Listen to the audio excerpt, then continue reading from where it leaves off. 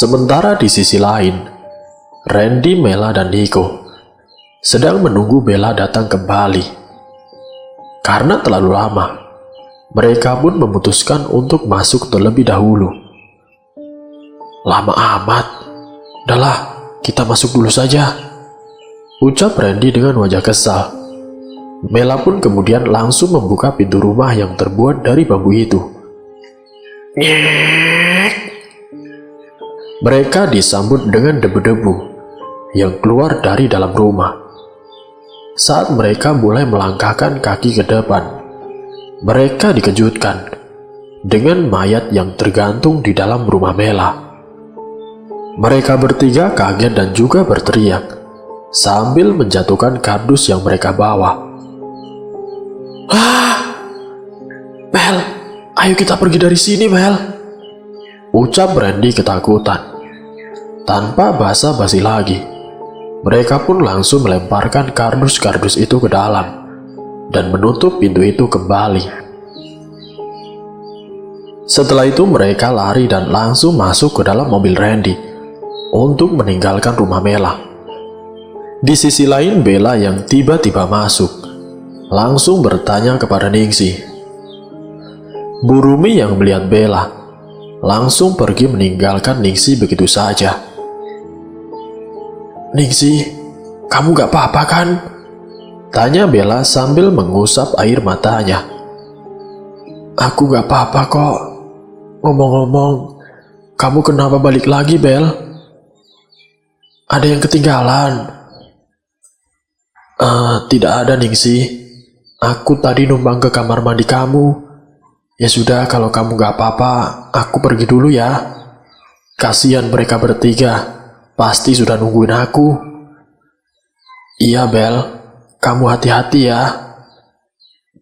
Setelah itu Bella pun langsung pergi dari rumah Ningsih dan kembali untuk menemui ketiga sahabatnya. Saat tiba di sana, Bella tidak melihat siapapun. Ia kebingungan dan mencoba untuk membuka pintu rumah itu. "Loh, kok tidak ada orang? Apa mereka ada di dalam ya? Tapi kok mobil Randy sudah tidak ada?"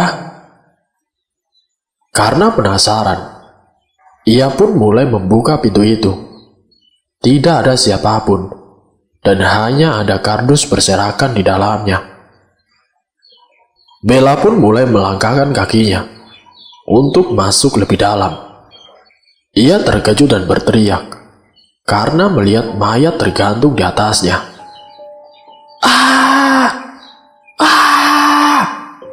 Ia pun langsung membalikkan badannya, dan saat ia ingin keluar dari rumah itu, tiba-tiba ada seseorang yang memukulnya dengan kayu. Buah! Bella pun pingsan dan langsung diseret oleh orang yang memukulnya. Sementara ketiga sahabatnya sudah pergi meninggalkan rumah Mela. Mereka teringat satu hal. Mereka merasa ada yang kurang di antara mereka.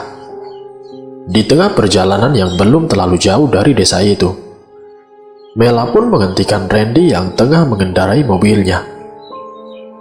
"Ren, berhenti, Ren!" Mela berteriak sambil memukul pundak belakang Randy. "Ada apa, Mel? Kita harus cepat meninggalkan desa ini. Ini semua sudah tidak beres, Mel." "Ren, Nick, kalian melupakan Bella. Dia masih di sana." "Astagfirullahaladzim. Iya, Ren. Ayo buruan kita putar balik. Cepat, Ren. Kasihan Bella." Karena panik dan pikiran kacau, mereka sampai melupakan Bella yang tengah pergi ke rumah Ningsih dan meninggalkannya begitu saja.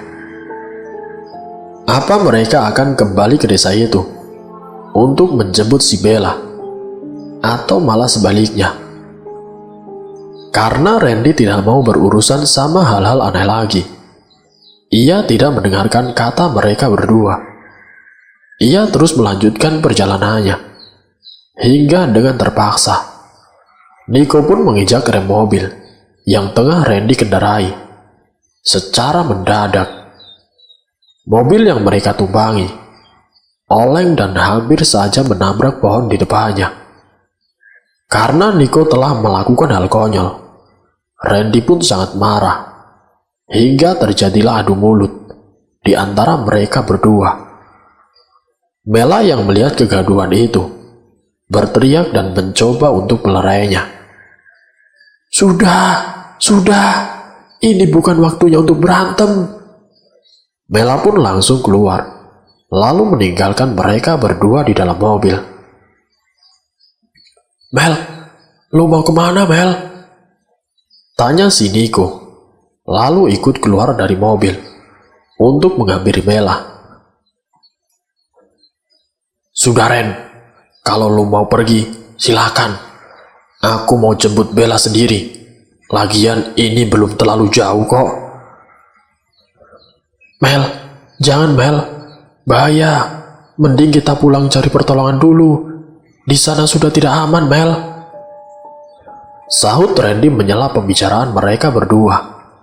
Mela pun tidak menggubrisnya, lalu pergi begitu saja. Ini semua gara-gara lo. Bentak Nico sambil mendorong tubuh Randy ke belakang, lalu pergi mengejar Mela. Mel, tunggu Mel. Randy yang melihat kedua sahabatnya pergi, ia tidak mengejarnya.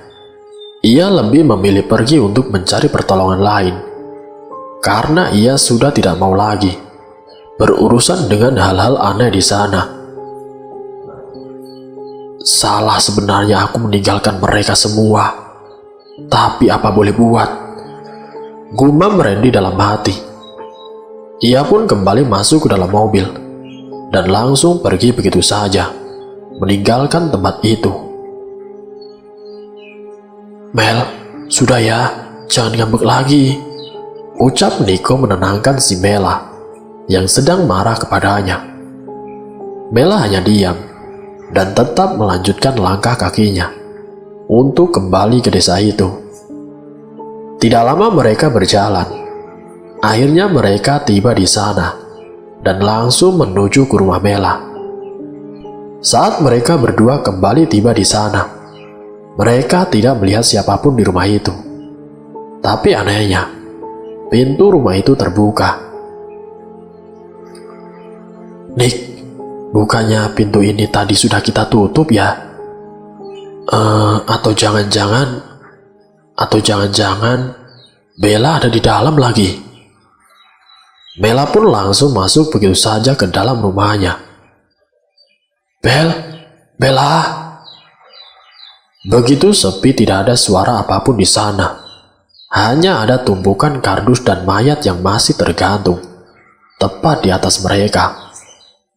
Saat mereka berdua mencoba untuk masuk lebih dalam, tiba-tiba saja pintu tertutup.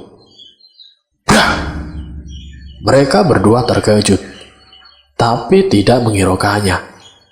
Karena akhir-akhir ini banyak kejadian aneh. Jadi mereka mengabaikannya begitu saja dan tetap fokus untuk mencari Bella. Bella pun masuk ke dalam salah satu kamar, lalu terdiam bagaikan patung dengan tatapannya yang sangat kosong. Mel, lo kenapa Mel? Tanya Nico kebingungan dengan sikap Mela. Ini kamar aku yang dulu, Nick. Tempat di mana aku merasakan kesedihan dan juga kebahagiaan sendirian. Lalu Mela pun pergi ke kamar yang lainnya. Di sana dia menemukan boneka dari jerami dengan tusukan jarum di atas piring, serta banyak bunga berceceran di sekitarnya. Mela juga melihat ada foto kedua orang tuanya di sana. Disitulah ia merasa ada yang janggal. Ia merasa ada yang telah berbuat jahat dan mencelakai orang-orang. Tangan Mela mengepal, lalu pergi dengan ekspresi yang sangat marah. Nick, ayo ikut aku sekarang. Kemana, Mel? Sudah, buruan. Saat mereka ingin keluar dari rumah, Nico menemukan sesuatu di depan pintu. Mel, ini bukannya kacamata Bella ya? Tapi dia di mana ya? Aku tahu. Ayo, ikut aku sekarang. Mereka pun meninggalkan rumah Mela dan langsung pergi menuju rumah Ningsih. Setibanya di sana, Mela langsung berteriak dari depan pintu rumah Ningsih. Assalamualaikum, Ningsih, Bu Rumi. Namun tidak ada jawaban. Lalu ia bersama Niko menuju ke belakang rumah Ningsih dan mencari mereka di sana.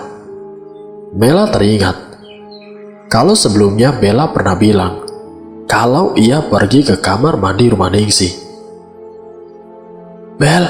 Bella, apa kamu di sana, Bel? Ucap Mela di depan kamar mandi. Mela membuka pintu kamar mandi itu, tapi tidak ada siapapun di sana.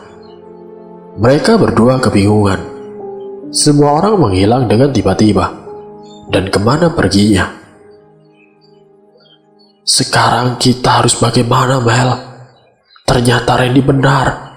Seharusnya kita pulang dulu cari pertolongan.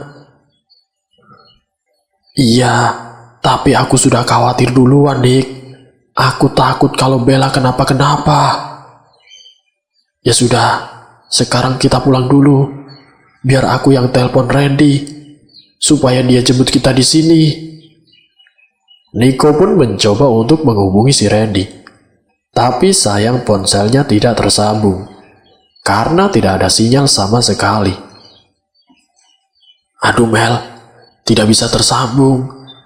Jadi sekarang kita harus bagaimana? Masa iya kita jalan kaki? Ucap Nico kebingungan. Mereka pun kembali ke depan rumah Ningsih. Di saat mereka sedang kebingungan, Mela melihat sebuah mobil pick-up melintas tepat di depan mereka. Mas, berhenti mas. Panggil Mela lalu mendekat ke mobil pick-up itu. Ya, ada apa? Mas, kita Loh, Ari? Kamu Ari kan? Tanya Mela kepada pria di dalam mobil itu. Mela ya? Kamu temanku dulu kan? Iya. Alhamdulillah kamu ingat. Ari, kami boleh minta tolong gak? Ikut numpang sampai depan jalan raya ya? Oh iya, boleh. Kebetulan kita satu arah. Mari silakan. Makasih Ar, untung kita bertemu di sini. Akhirnya mereka mendapatkan tumpangan untuk pergi mencari pertolongan. Mereka pun pergi meninggalkan desa itu dan akan kembali lagi setelah mendapatkan bantuan. Masih menjadi pertanyaan, kemana perginya Ningsih dan ibunya? Apa mereka ada sangkut pautnya dengan kehilangan si Bella dan kematian semua orang? Oh iya, kalau boleh tahu, kalian berdua ngapain di rumah Ningsih? Sepertinya kalian sedang bingung dan panik. Tanya Ari penasaran. Ceritanya panjang Ar, ucap Mela dengan wajah sedih. Tapi jujur, aku senang sekali bisa bertemu lagi sama kamu Mel. Aku kangen banget Mel. Sama Ar, aku juga kangen kamu. Kangen waktu kita bertiga main sama Ningsih. Oh iya, aku dengar orang tua kamu sukses di luar kota ya. Gimana kabar mereka? Sehat? Mela hanya diam, tidak menjawab pertanyaan itu. Maaf mas, orang tua Mela sudah tiada. Sahut Nico mewakili jawaban Mela. Oh, maaf, aku gak tahu Mel. Aku turut berduka cita ya Mel. Kalau masnya sendiri mau kemana? Nico bertanya balik. Ari menjelaskan bahwa ia kembali ke desa itu untuk dipindahkan ke rumahnya yang baru. Ia bersama keluarganya pindah karena merasa bahwa desa itu sudah terkena kutukan Banyak sekali korban jiwa yang berjatuhan di sana. Sebab itu juga, banyak warga yang memilih untuk pindah dan pergi meninggalkan desa itu. Mela dan Niko yang mendengar hal itu pun percaya, karena mereka sendiri juga mengalami hal yang tidak biasa di desa itu. Mereka juga menjelaskan bahwa salah satu sahabat mereka telah hilang di sana. Sontak Ari tiba-tiba mengerem mobilnya dan berhenti secara mendadak. "Jadi, teman kamu hilang, Mel?" tanya Ari terkejut. "Iya, Ar." Ia menjelaskan bahwa jika sampai besok sahabatnya itu tidak kunjung ditemukan, maka nyawanya dipastikan tidak bisa diselamatkan. "Maaf ya, Mel, jika aku ngomong begini. Soalnya kebanyakan orang yang hilang ditemukannya pas sudah tidak bernyawa, dan kebanyakan dari mereka meninggal dengan cara bunuh diri." Mela yang mendengar hal itu pun langsung pucat. Ia merasa khawatir dengan kondisi sahabatnya. Niko yang melihat Mela pun mencoba menenangkannya.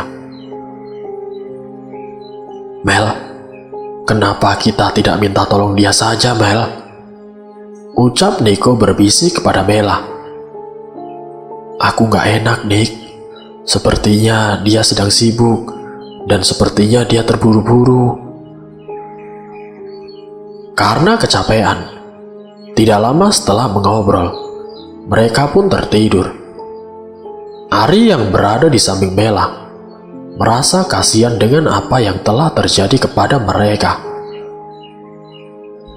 Di lain tempat, setelah Randy tiba di rumah, Randy pun mencoba untuk menghubungi kedua sahabatnya. Tapi kedua ponsel mereka tidak bisa dihubungi. "Duh, mana tidak aktif lagi. Kira-kira mereka berdua sudah ketemu sama Bella belum ya?" Randy khawatir dengan mereka semua. Ia merasa bersalah telah meninggalkan mereka dan lebih mementingkan egonya sendiri. Ia berniat untuk kembali ke sana, tapi ia bingung. Takutnya jika ia kembali ke sana, ternyata ketiga sahabatnya sudah pulang dan tidak ada di desa itu lagi. Lalu ia pun pergi beristirahat dan menunggu kabar dari sahabatnya lebih lanjut sebelum memutuskan untuk kembali ke desa itu. Setelah lama di perjalanan, akhirnya mereka bertiga pun sampai di tempat beristirahat di tepi jalan raya, tempat yang sama seperti yang mereka kunjungi pada saat berangkat kemarin. Ari pun membangunkan mereka berdua bahwa mereka telah sampai di tempat peristirahatan. Kalian turun di sini saja ya, biar enak sekalian beristirahat karena ada warung." "Aduh, terima kasih ya, Mas. Maaf sudah merepotkan," ucap Niko sambil turun dari mobil. Sebelum turun, Mela meminta nomor temannya itu untuk berjaga-jaga. Siapa tahu ia butuh bantuannya. "Terima kasih ya, Ar. Salam buat orang tua kamu." "Sama-sama. Kalau kalian butuh bantuan lagi, hubungi aku ya." Ari pun langsung pergi dan melanjutkan perjalanannya. Mela melihat ponselnya. Waktu itu jam menunjukkan pukul 1 siang. Ia juga melihat bahwa Randy sempat menelponnya. "Nick, ini tadi Randy nelpon. Kira-kira ada apa ya?" "Sama, Mel. Dia juga sempat nelpon di HP-ku." "Ya sudah, telepon balik Ki. Mumpung di sini ada sinyal." Mela pun mencoba untuk menghubungi kembali nomor Randy, sekalian untuk memastikan apa Bella sudah ditemukan atau belum. "Halo Ren, kamu di mana? Kenapa kamu telepon? Apa Bella sudah ketemu?" "Loh, bukannya kalian berdua yang jemput Bella? Kan tadi aku langsung cabut. Iya Ren, tapi dia tidak ada di sana. Dan sekarang kita bingung mau cari dia kemana lagi. Oke, tenang ya. Sekarang posisi kalian di mana? Biar aku jemput. Kita di tempat warung pinggir jalan yang sempat kita datangi kemarin waktu berangkat, Ren. Ya sudah, kalian tunggu di situ saja ya. Aku akan menyusul. Jangan kemana-mana. Dengan cepat Randy pun langsung menyusul mereka berdua. Tidak lama setelah itu, Randy pun sampai di tempat itu. Ia langsung meminta maaf kepada mereka semua karena telah meninggalkannya. Aku minta maaf ya. Iya Ren, maafin aku juga ya yang sudah marah-marah tadi. Soalnya aku khawatir sama Bella. Apalagi sekarang kita tidak tahu dia di mana. Oke, sekarang kita harus kembali ke desa itu. Tapi kita harus cari bantuan. Kira-kira siapa yang bisa bantu kita? Apalagi sama hal-hal seperti ini. Mela pun langsung mengambil handphonenya dan menelpon seseorang untuk dimintai pertolongan. Setelah Mela selesai menelpon, tiba-tiba ponsel Randy berbunyi. Ia sangat terkejut karena ibunya Bella yang menghubunginya. Mereka semua kebingungan. Apa yang seharusnya nanti mereka katakan kepada ibunya Bella? Apakah mereka akan mengatakan dengan sebenarnya bahwa Bella telah menghilang di desa itu? Atau sebaliknya? Assalamualaikum. Iya Bu, ada apa? Waalaikumsalam Ren. Kalian di mana? Kok gak pulang-pulang? Ini Bella juga tidak bisa dihubungi. Iya Bu, Bella ada kok. Dia lagi ke kamar mandi dan HP-nya mati. Tapi tenang Bu, kita akan segera pulang kok. Syukurlah. Kalian memangnya lagi di mana sih? Kok lama sekali tidak pulang-pulang? Kita lagi Bu, traveling kampus. Maaf ya Bu, acaranya dadakan, jadi baru sempat ngabarin. Ya sudah, kalian baik-baik ya. Salam buat Bella. Kalau acaranya sudah selesai, cepat pulang ya. Assalamualaikum. Iya Bu, waalaikumsalam. Randy tidak memberitahu kepada ibunya Bella bahwa Bella telah menghilang. Ia terpaksa berbohong karena tidak mau membuat ibunya Bella merasa khawatir dengan apa yang sebenarnya terjadi. Setelah itu, sambil menunggu bantuan dari seseorang yang tadi Bella hubungi, mereka semua menunggu di warung itu sembari menikmati jajanan di sana. Cuaca yang panas kemudian berubah menjadi mendung. Mereka khawatir hujan akan turun, sedangkan sahabatnya belum ditemukan. Tidak lama kemudian, seseorang yang Mela mintai bantuan datang dengan membawa mobil pick up. Ternyata Mela meminta bantuan temannya, yaitu si Ari. Temanku sudah datang. Ya sudah, sekarang kita langsung berangkat saja. Takut hujan turun, ajak Mela kepada kedua sahabatnya. Semua sudah siap. Kalau begitu saya duluan ya, ujar Ari kepada mereka bertiga. Tanpa berlama-lama lagi, mereka semua pun berangkat. Ari berada di depan, sedangkan Mela dan kedua sahabatnya berada di belakang dengan menaiki mobil Randy. Di tengah perjalanan, tiba-tiba saja mobil Randy berhenti. Perjalanan mereka semua pun menjadi terlambat. Loh, Ren, kenapa Ren? Tanya Niko yang berada di sampingnya. Duh, aku juga nggak tahu nih. Mereka semua pun keluar dari mobil untuk memastikan apa yang sebenarnya terjadi. Ari, tunggu Ar. Mela berteriak sambil melambai-lambaikan tangannya. Ari yang melihat lambaian Mela dari spion mobilnya berhenti dan langsung memutar arah. "Loh, kenapa kalian berhenti? Ada apa?" Sepertinya mogok, Mas. Tapi biasanya juga tidak seperti ini," ucap Randy kebingungan. "Oh iya, kalau kalian mau berangkat dulu gak apa-apa. Ini biar aku yang perbaiki. Takutnya lama."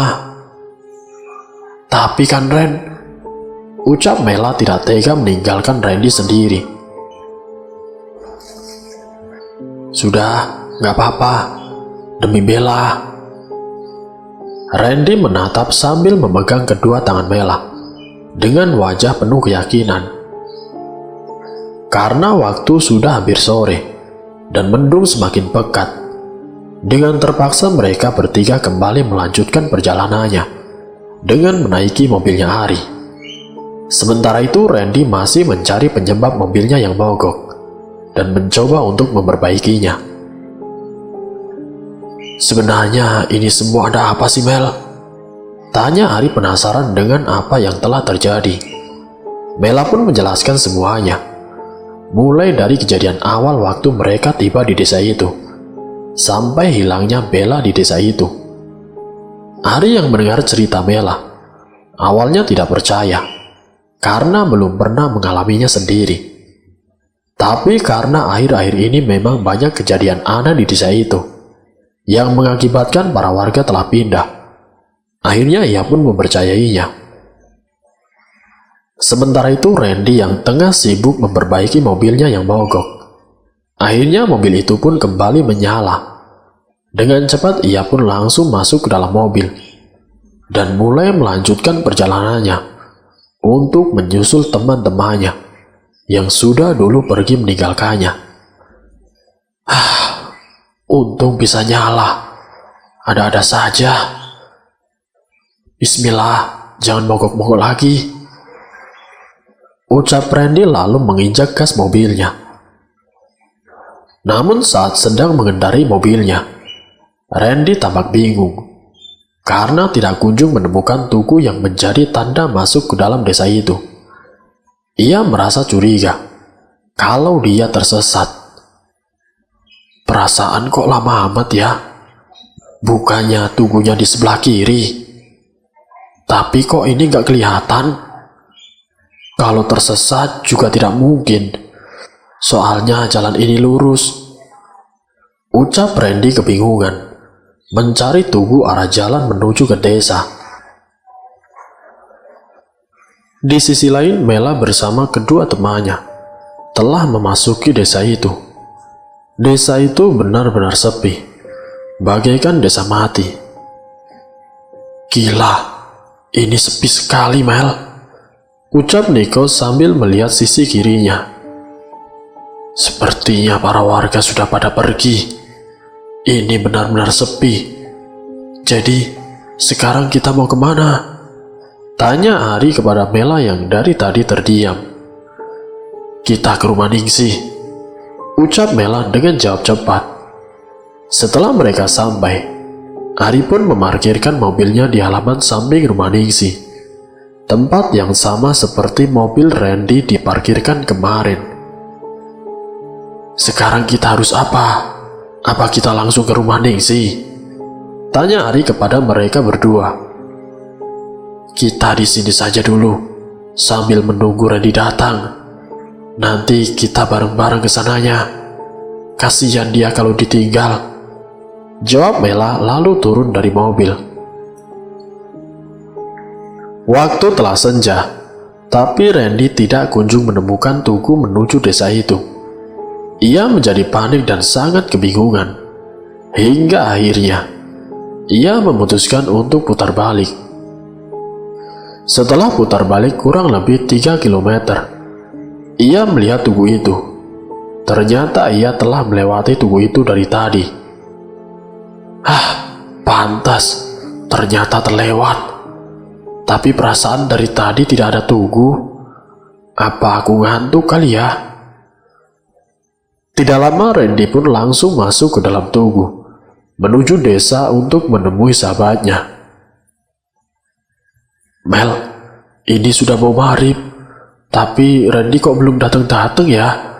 Apa dia tersesat? Tanya Nico dengan wajah yang panik. Kira-kira apa yang membuat Randy tidak kunjung sampai? Apakah Randy bisa sampai dengan tepat waktu untuk menemui mereka bertiga? Waktu maghrib telah tiba. Karena Randy tidak kunjung sampai, akhirnya mereka bertiga pun memutuskan untuk langsung pergi menuju ke rumah Ningsi. Sudah maghrib, tidak baik kalau kita di luar. Kita tunggu Randy di rumah Ningsi saja. Dengan perasaan campur aduk, Mela memberanikan diri untuk berjalan terlebih dahulu. Assalamualaikum, Ningsi. Waalaikumsalam. Siapa ya?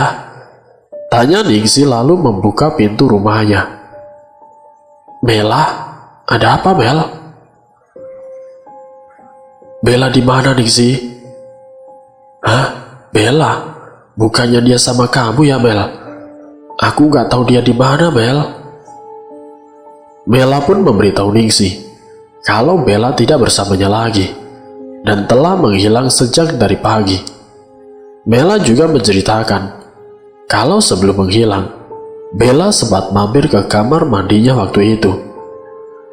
Ningsi yang mendengar cerita Mela pun memberitahu memang benar Bella kembali ke rumahnya. Tapi setelah itu, Bella langsung pergi begitu saja. Dan setelah itu ia tidak bertemu dengan Bella lagi. Bentar, tadi siang kamu kemana? Aku dan Nico tadi ke rumahmu, tapi gak ada orang sama sekali. Kamu sama ibumu pergi kemana? Oh, tadi siang aku ke hutan cari kayu bakar Mel. Kalau ibu aku gak tahu kemana. Mela semakin yakin bahwa ada yang tidak beres dengan semua ini. Di saat mereka sedang mengobrol, tiba-tiba saja Bu Rumi muncul dari belakang Ningsi. Bu Rumi tidak berbicara apapun dan langsung keluar begitu saja meninggalkan rumah. Sepertinya sedang terburu-buru. Mela yang melihat Bu Rumi langsung menghampiri dan kemudian menghentikannya. Bu Rumi, apa yang telah Bu Rumi lakukan selama ini, Bu? Maksud kamu apa, Nak? Maaf, Ibu sedang buru-buru, jawab Bu Rumi, menghindari pertanyaan dari Mela, lalu mencoba untuk pergi. Bu Rumi mau kemana?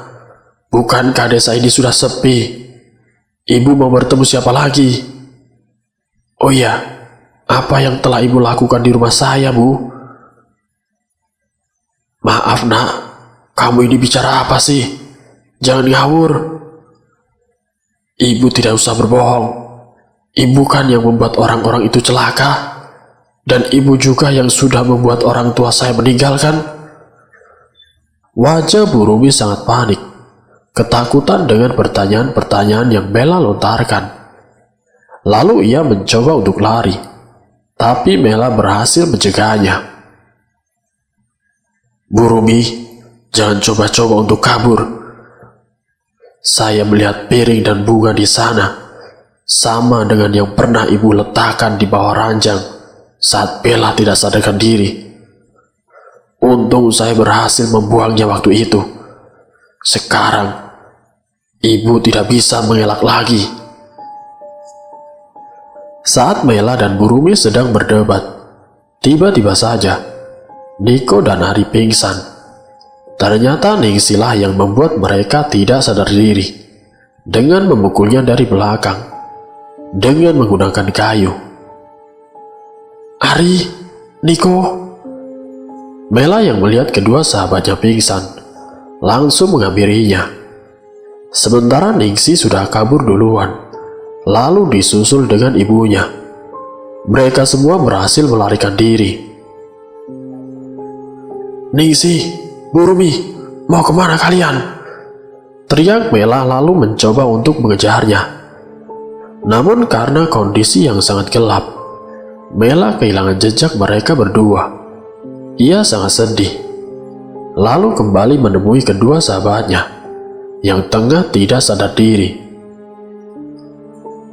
Nick, Ar, bangun.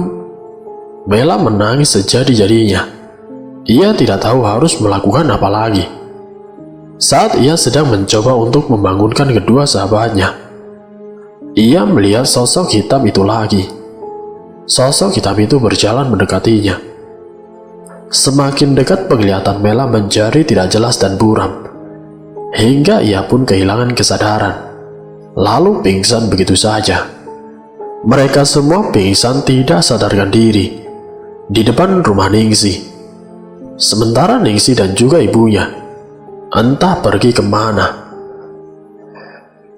Di sisi lain, Randy yang masih sedang dalam perjalanan tidak kunjung sampai. Disitulah ia merasa ada yang janggal yang sedang mempengaruhi pikirannya. Ia berpikir ada yang sengaja membuatnya tersesat. Saat ia sedang fokus mengendarai mobilnya, tiba-tiba saja mobilnya kembali mogok.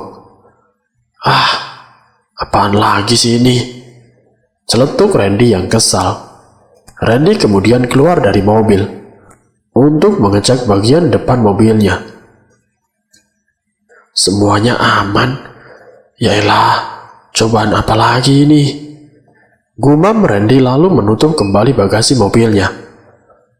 Saat ia hendak masuk ke dalam dan ingin menyalakan kembali mobilnya, tiba-tiba sosok hitam yang sempat ia lihat sebelumnya kembali muncul di hadapannya. Randy bingung dengan apa yang sebenarnya terjadi. Ia pun kembali keluar, memberanikan diri untuk mendekati sosok hitam itu. Kali ini sosok hitam itu terlihat seperti seorang laki-laki, tapi ia tidak bisa melihat wajahnya dengan jelas karena kondisi yang sangat gelap. Sosok hitam itu tiba-tiba pergi begitu saja. Randy pun berniat untuk mencoba mengikuti sosok hitam itu. Ia merasa kalau selama ini ternyata sosok hitam itu ingin memberitahu sesuatu padanya. Tanpa berlama-lama lagi, Randy yang sudah mulai kehilangan jejak sosok itu dengan cepat mengejarnya. Sampai akhirnya, ia benar-benar sudah kehilangan jejak dan entah kemana perginya sosok hitam itu. Tapi di sisi lain, ia mulai melihat dua orang perempuan sedang berjalan menuju ke sebuah tempat yang banyak dikelilingi pohon besar dan tanah menggunung. Bukankah ini kuburan? Ucap Randy dalam hati. Terus sekarang Ningsi harus bagaimana, Bu? Kamu kembali pulang. Kamu ajak Mela ke sini. Tapi kan, Bu, Rumi hanya bisa diam dengan wajah yang seakan-akan Ningsi sudah tahu jawabannya. Baik, Bu, ucap Ningsi lalu pergi meninggalkan ibunya dan kembali pulang ke rumahnya. Randy yang melihat dan mendengarkan pembicaraan mereka dibuat kebingungan dengan apa yang sebenarnya terjadi. Mereka sedang ngapain ya? Setelah Ningsi pergi, Rumi pun melanjutkan langkahnya untuk pergi ke suatu tempat. Randy pun mengikutinya secara diam-diam dari belakang. Di sana Randy melihat sebuah gubuk kecil yang entah apa isi di dalamnya. Randy yang tengah membuntuti Rumi dari belakang bersembunyi di balik pohon yang tidak jauh dari gubuk itu dan mengamatinya dari kejauhan. Dan saat Randy tengah mengalihkan pandangannya, tiba-tiba saja Rumi menghilang. Ia kebingungan, kemana lagi perginya Rumi? Tiba-tiba Randy melihat cahaya di dalam gubuk kecil itu. Karena penasaran, ia pun mencoba untuk melihatnya lebih dekat. Ternyata Rumi sedang menyalakan sebuah lentera. Randy mencoba melihat apa yang tengah Bu Rumi lakukan di dalam gubuk dengan melihat dari celah-celah gubuk. Randy pun dibuat terkejut karena ia melihat sahabatnya, yaitu si Bella, tengah terbaring tidak sadar diri di samping tumpukan jerami di dalam gubuk itu. Sesuatu menepuk pundaknya dari belakang. Randy kembali melihat sosok hitam itu yang berdiri persis di depannya. Lalu ia pun mencoba untuk menghampiri sosok itu. Saat Randy tengah melangkah, kakinya tidak sengaja menginjak ranting kayu. Karena kaget, Randy pun langsung mencari tempat sembunyi di balik pohon besar agar Bu Rumi tidak mengetahui keberadaannya. Terlihat Bu Rumi sedang berjalan keluar dari gubuk untuk mencari dari mana suara itu berasal. Randy kebingungan, lalu ia mencoba untuk mencari tempat sembunyi yang lain. Randy melihat pintu belakang gubuk itu terbuka, lalu ia pun masuk ke dalamnya. Ia bersembunyi di balik tumpukan jerami. Di sana pun ia juga melihat Bella terbaring dan masih tidak sadar diri. Sementara Bu Rumi masih berada di luar gubuk untuk mencari asal suara tadi.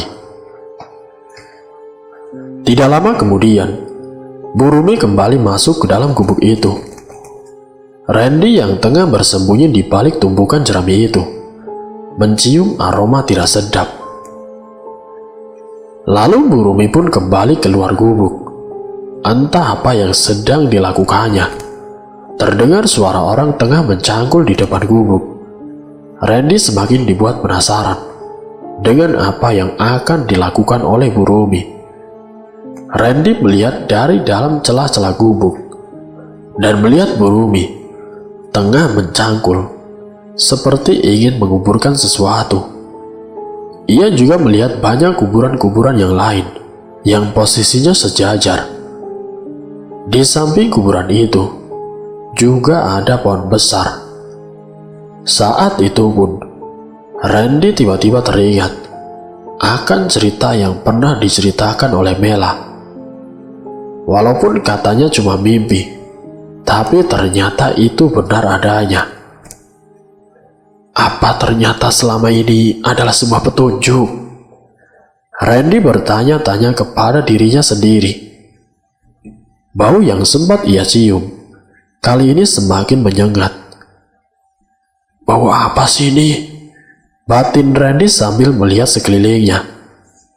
Ia kembali melihat sahabatnya, yaitu si Bella, yang terbaring di samping tumpukan jerami itu. Sementara Bu Rumi masih berada di luar gubuk. Randy pun kemudian mendekati si Bella untuk melihat kondisinya lebih dekat.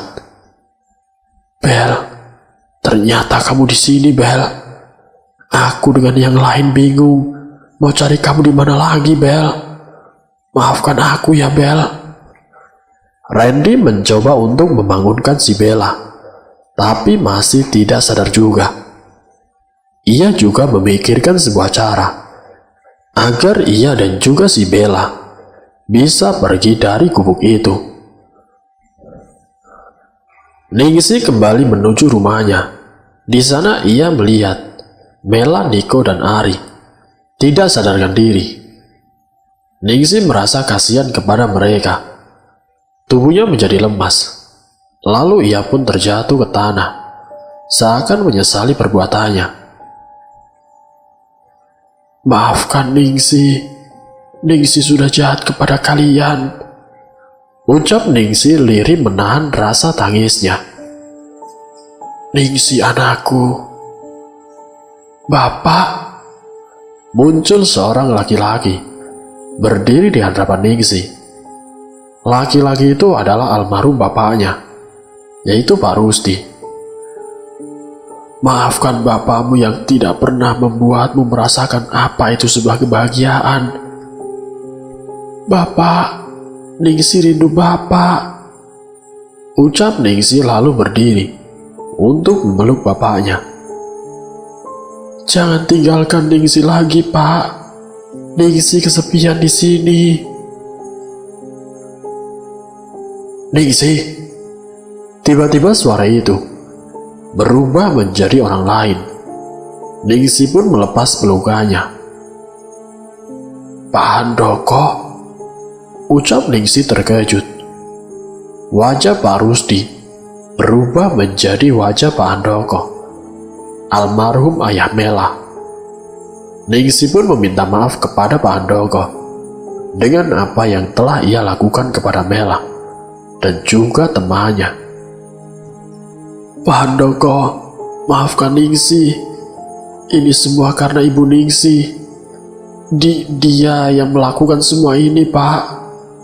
Ucap Ningsih menangis dan berbicara terbata. Kamu tidak salah, Nak. Ayah yang salah. Maafkan ayah selama ini. Ayah?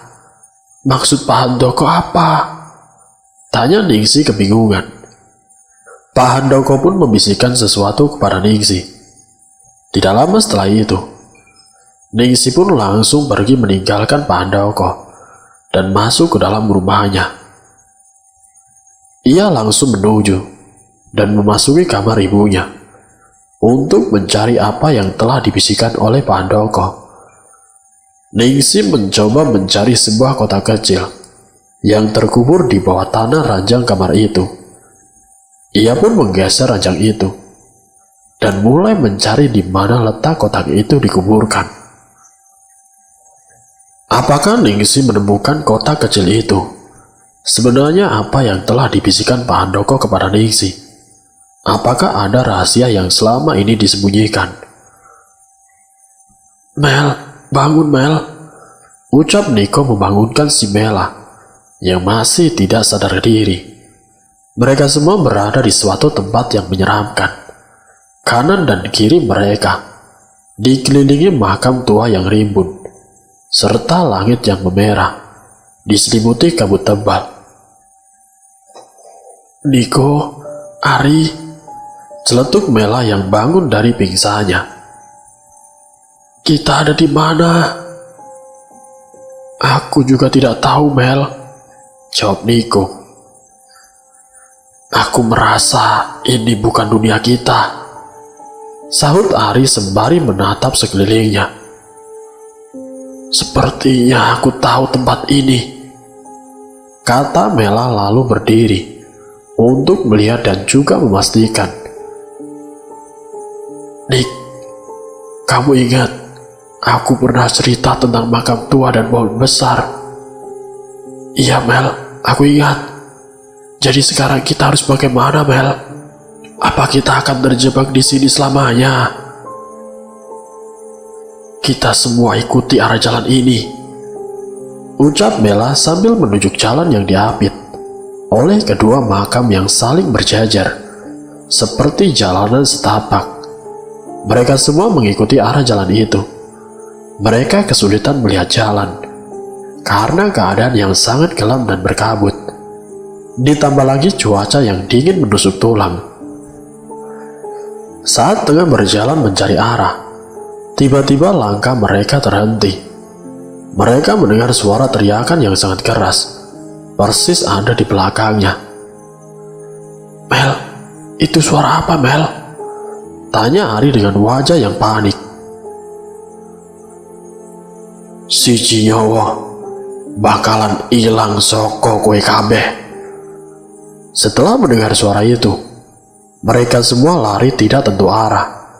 Mereka juga melihat mayat-mayat yang tergantung di atas pohon, seperti menyambut kedatangan mereka. Kali ini Mela bersama sahabatnya berada di situasi yang pernah ia mimpikan sebelumnya. Hingga tibalah mereka di suatu tempat yang berbeda. Tempat itu sedikit terang, seperti ada cahaya di dalamnya. Mereka semua melihat gubuk kecil yang di sampingnya ada pohon yang sangat besar. Tiba-tiba saja, tolong aku.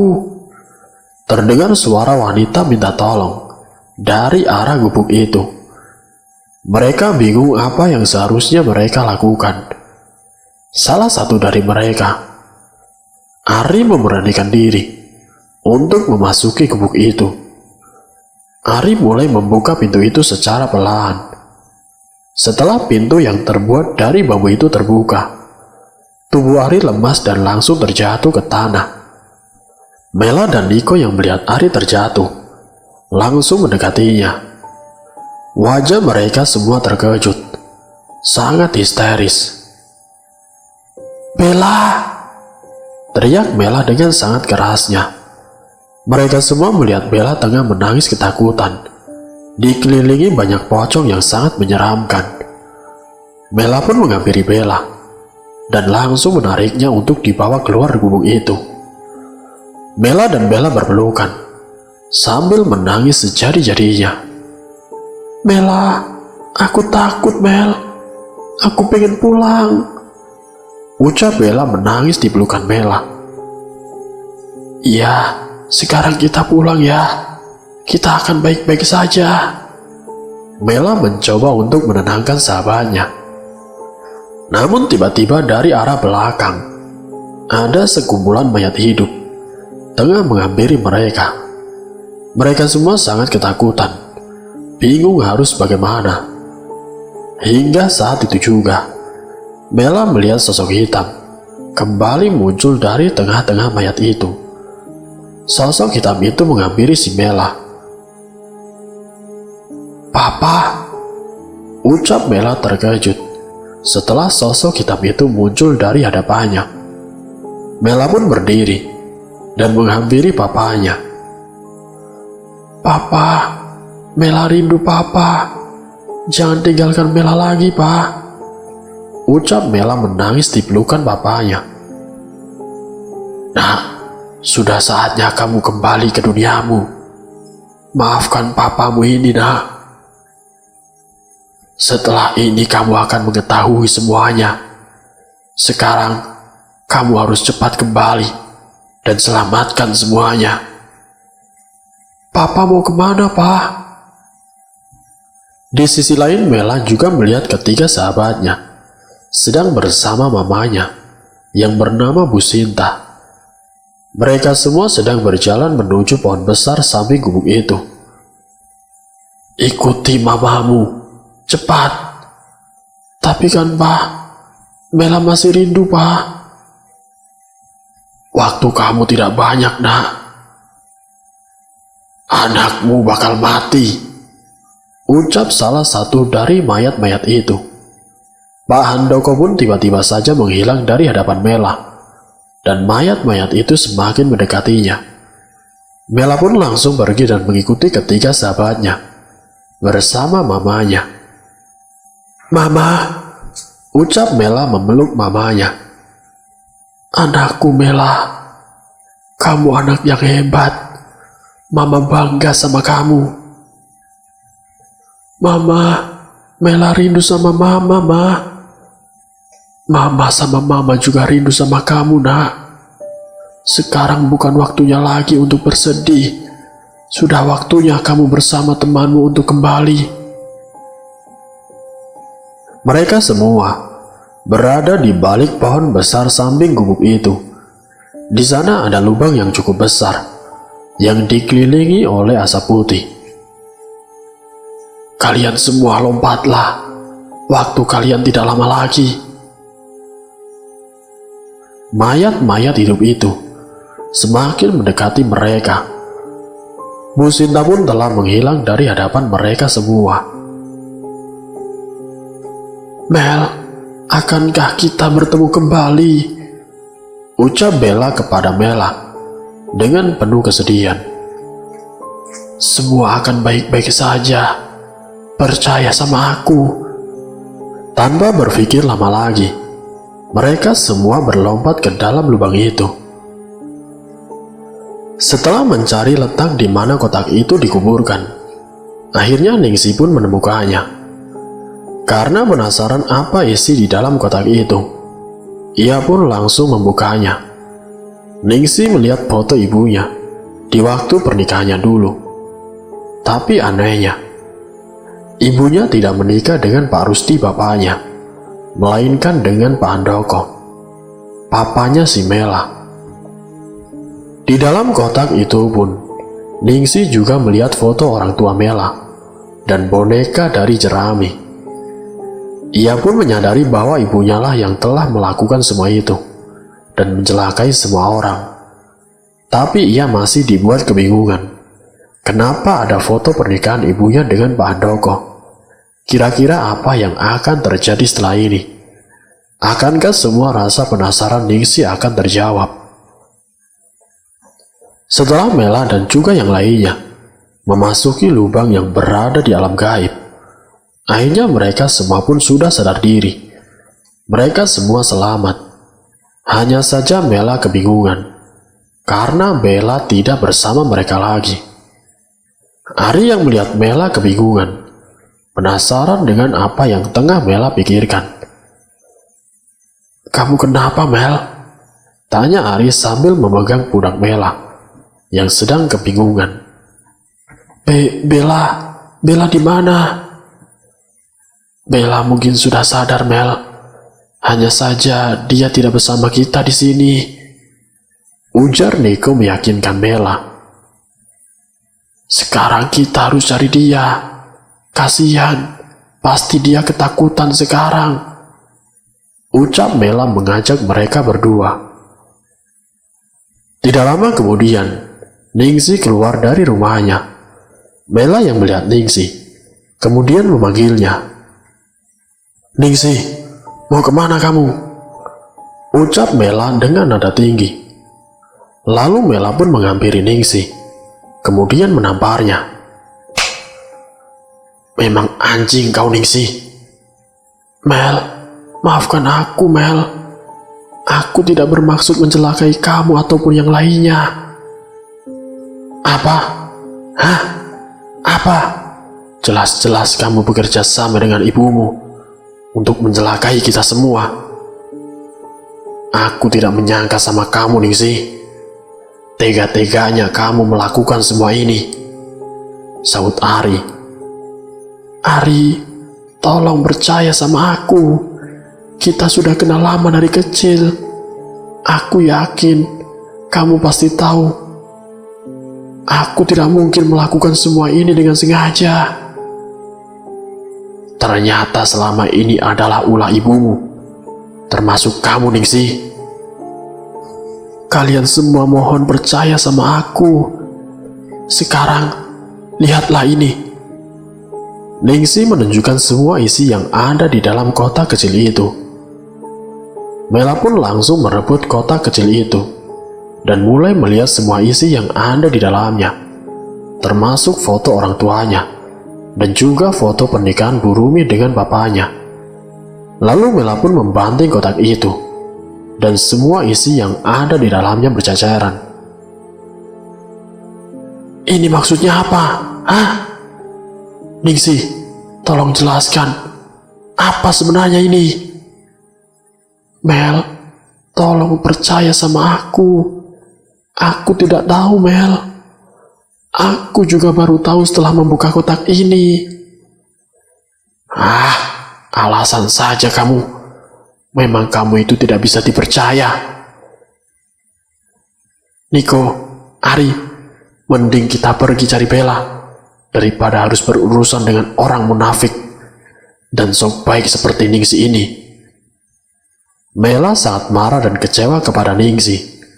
Mereka pun langsung pergi meninggalkan Ningsih begitu saja. "Aku tahu ini semua dari papamu, Mel," ucap Ningsih di belakang mereka. Mela pun memberhentikan langkahnya. "Papaku?" tanya Mela bingung dengan apa yang telah dikatakan oleh Ningsih. "Kamu bilang papaku? Kamu gila. Papaku sudah tidak ada, Ningsih. Dan itu semua pasti karena ulah ibumu." "Enggak, Mel. Tadi papamu datang menghampiriku ketika kalian semua masih pingsan. Papa kamu juga yang memberitahukan aku tentang kotak kecil yang selama ini disembunyikan di bawah tanah itu."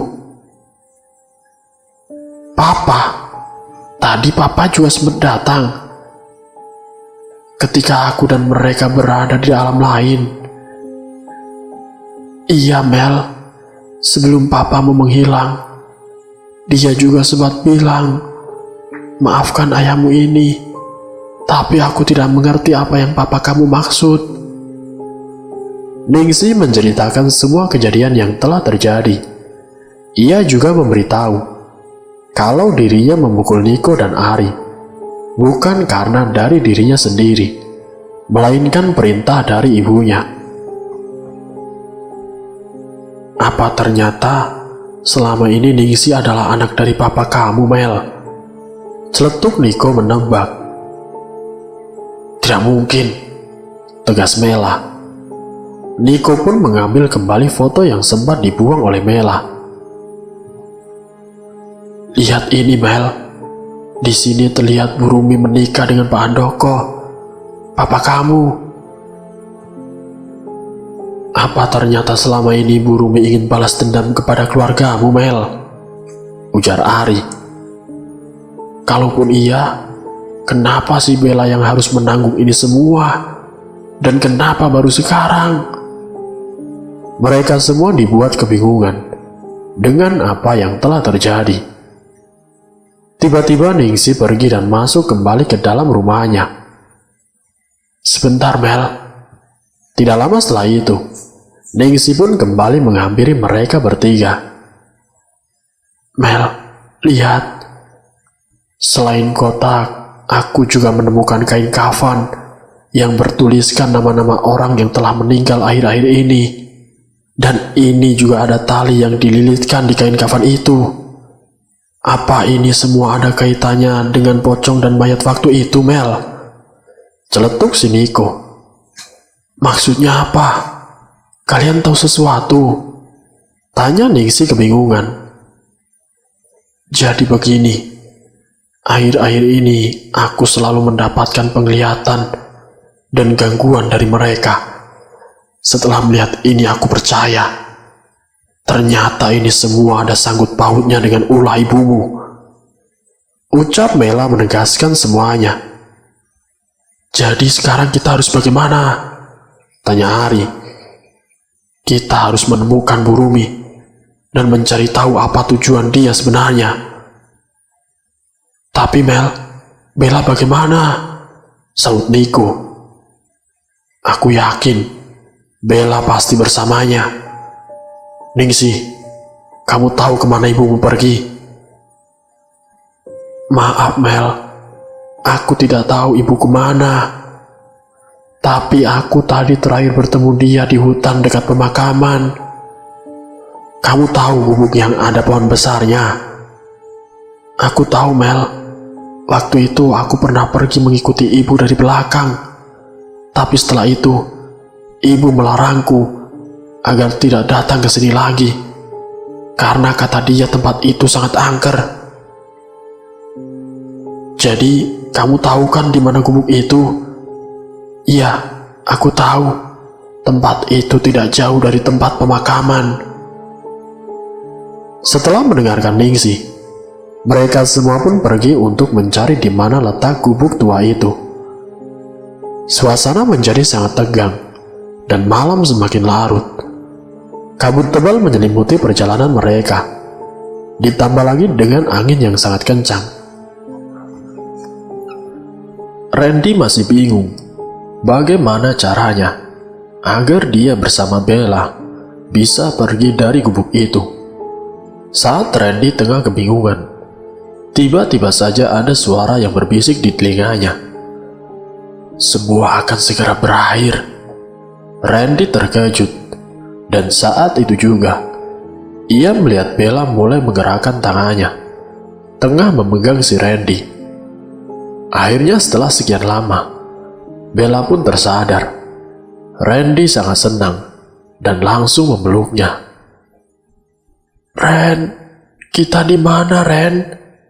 Tanya Bella yang masih terasa lemas. Kita sekarang di gubuk Bel. Ceritanya panjang. Yang terpenting sekarang, kita harus cepat-cepat pergi sebelum Bu Rumi kembali masuk ke gubuk ini. Mela sama Niko di mana, Ren? Aku juga tidak tahu mereka di mana. Yang pasti mereka semua sedang mencari kamu. Sekarang kita harus cepat-cepat pergi dari sini. Ayo, aku bantu kamu pelan-pelan. Apa perlu aku gendong? Makasih, Ren. Aku bisa sendiri kok.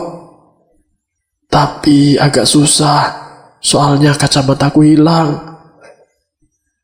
Setelah Bella terbangun, mereka pun langsung pergi meninggalkan gubuk itu. Namun saat ingin melangkah, kaki Bella tidak sengaja menjatuhkan tumpukan jerami yang ada di sampingnya. Mereka berdua terkejut karena di balik jerami itu ada tulang belulang dan satu mayat yang pernah mereka lihat sebelumnya di rumah Bella waktu itu. Ternyata bau busuk yang menyengat berasal dari tulang-tulang dan mayat yang tengah tergeletak di balik jerami itu. Tanpa pikir lama, Randy pun mengabaikan dan tidak mau ambil pusing. Ia langsung mengajak Bella untuk segera pergi dari tempat itu. Mereka berdua pergi dengan melewati pintu belakang gubuk itu. Langkah demi langkah, penuh kehati-hatian mereka lakukan agar Bu Rumi tidak curiga. Bel, kenapa bau busuk itu masih ada ya? Padahal kan kita sudah keluar dari gubuk itu. Tanya Randy keheranan. Tidak ada jawaban apapun dari Bella.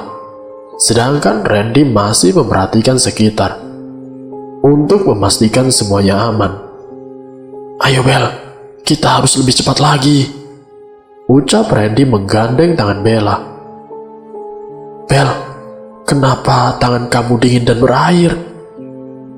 Randy pun menoleh ke belakang untuk melihat keadaan Bella. Hah?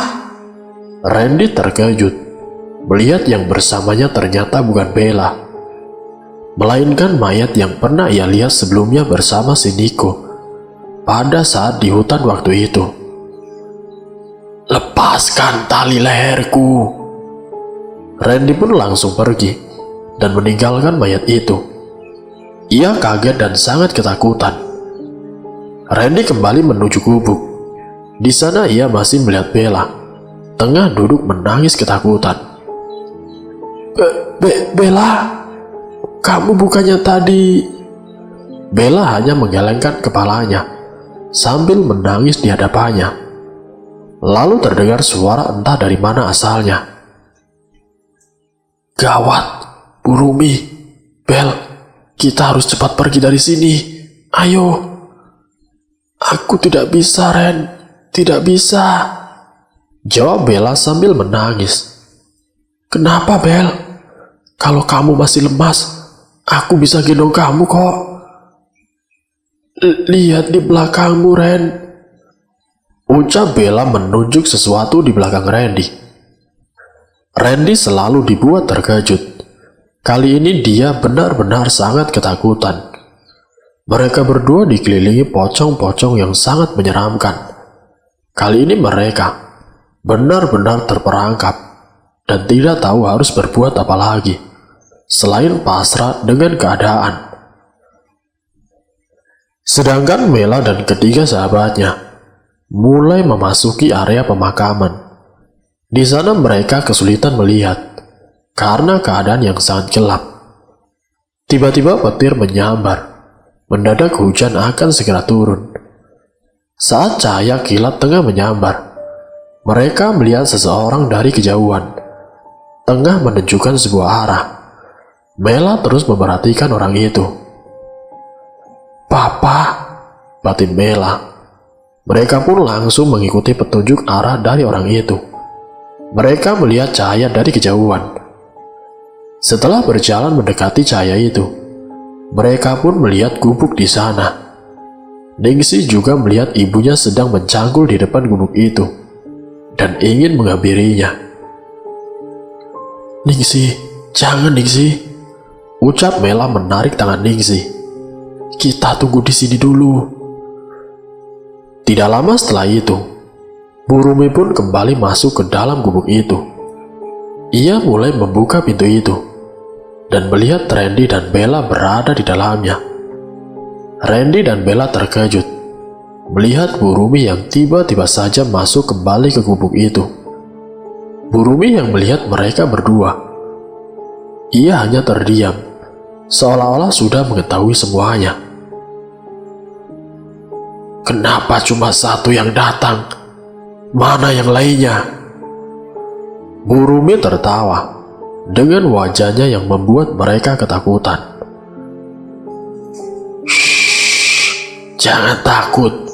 Kebetulan saya sudah membuat tempat yang sangat aman dan tentram di depan. Akan ada pesta sebentar lagi. Sebentar lagi akan ada pesta."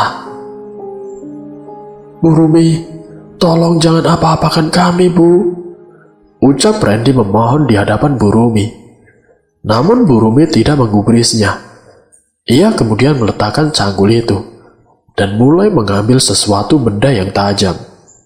Bu Rumi mengambil celurit dan mengelusnya menggunakan jari-jarinya yang kotor, lalu menghampiri si Bella. "Bu Rumi mau apa, Bu? Jangan, Bu," ucap Bella memohon. Lalu kepalanya dipukul menggunakan ujung celurit, terus rambutnya ditarik dan diseret ke depan luar gubuk. Dengan posisi Bella yang terbaring dan kepala yang terangkat oleh tangan Bu Rumi, ia juga mendekatkan celurit di leher Bella, hingga Randy tidak tahu harus berbuat apa lagi. "Sini, mendekat nak Randy," ucap Bu Rumi tersenyum kepada Randy. Bella dan lainnya yang melihat itu semua pun langsung dengan cepat menghampiri mereka. Bu Rumi terlihat kaget dengan kedatangan mereka bersama anaknya. "Nixie," ucap Bu Rumi terkejut. "Ternyata Randy sudah menemukan Bella. Pantas dia lama," batin si Nico. Bu Rumi pun kemudian melepaskan dan mendorong si Bella hingga masuk ke dalam lubang galian Bu Rumi. Nico yang melihat Bella terjatuh langsung menghampiri dan menolongnya. Bu Rumi yang kaget mulai menghampiri si Nixie yang masih bersama si Bella. Sedangkan Ari berlari menghampiri Randy dan Nico yang sedang bersama Bella. "Ibu, kenapa ibu melakukan semua ini, Bu?" Nixie menangis di hadapan ibunya. "Ibu melakukan semua ini untuk kebaikan kamu, nak," jawab Bu Rumi memeluk si Nixie. "Tapi kenapa harus mengorbankan banyak nyawa, Bu?" Bu Rumi menjelaskan kepada Nixie bahwa selama ini dia melakukan semua itu untuk membuatnya bahagia dan mendapatkan semua kekayaan. Ia melakukan ritual tumbal nyawa kepada warga desa untuk mendapatkan semua harta di desa itu. "Tapi kenapa orang tua Bella yang harus menjadi tumbal juga?" Bella menangis histeris di hadapan Bu Rumi. "Itu semua karena ulah papa kamu. Dia meninggalkanku waktu Nixie dilahirkan, dan dia malah pergi bersama ibumu. Dalam keadaan susah, saya membesarkan Nixie sendiri, tanpa ada rasa tanggung jawab dari Handoko. Dan orang tuamu itu pantas mendapatkan semua ini." Bella dan Nixie yang mendengar cerita Bu Rumi sangat tidak percaya dengan apa yang baru saja dikatakan. "Jadi, Nixie adalah saudara kandungku. Karena itulah saya melakukan semua ini untuk melenyapkan keluarga kamu. Bertahun-tahun sakit hati ini saya rasakan. Akhirnya terbalaskan juga. Dan yang terakhir, sekarang adalah kamu, Bella, tumbal terakhir dari keturunan Handoko. Setelah ini saya bersama Nixie akan menjadi orang terkaya di desa ini." Bu Rumi mendorong Nixie yang ada di sampingnya hingga terjatuh, lalu mencekik Bella dengan melilitkan sebuah tali ke lehernya. Tolong, Bu Rumi, lepaskan," ucap Bella kesulitan bicara. karena lilitan tali itu. Tiba-tiba saja petir menyambar dan hujan turun dengan derasnya.